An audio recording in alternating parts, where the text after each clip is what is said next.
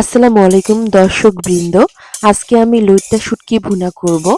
এজন্য লইট্টা শুটকিগুলোকে এভাবে ছোট ছোট করে কেটে ভেজে নিচ্ছি। এটা খুব ভালোভাবে প্রথমে ভেজে নিতে হবে, তারপরে এগুলোকে ধুয়ে ফেলতে হবে। আমি ক্লিন করেছি, এদিকে আমি কড়াই বসিয়ে দিলাম চুলায়। এখন প্রয়োজন মতো তেল দিয়ে দিলাম।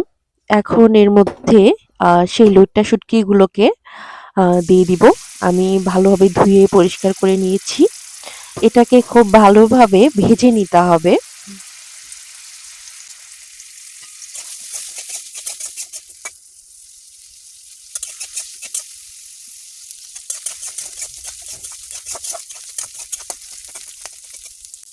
লইট্টা শুটকি ভাজা হয়েছে। আমি এর মধ্যে এখন দিয়ে দিব পেঁয়াজ কুচি। এই তো পেঁয়াজ কুচি দিয়ে দিলাম। পেঁয়াজ এবং শুটকি কিছুক্ষণ ভালোভাবে ভেজে নিতে হবে। পেঁয়াজের রং যখন বাদামি হয়ে আসবে ঠিক ততক্ষণ পর্যন্ত ভেজে নিতে হবে।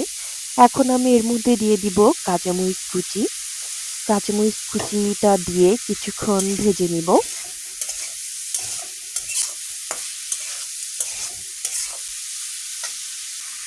এখন আমি এর মধ্যে দিয়ে দিব রসুন বাটা। রসুন দেওয়ার পর কিছুক্ষণ ভেজে নিতে হবে।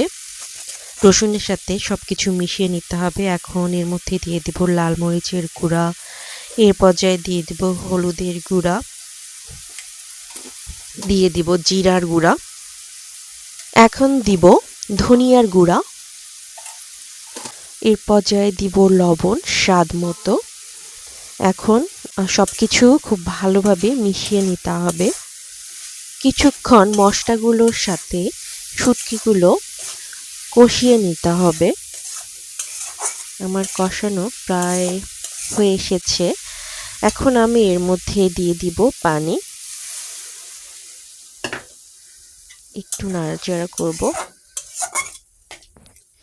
এই পর্যায়ে আরো একটু পানি দিয়ে দিব।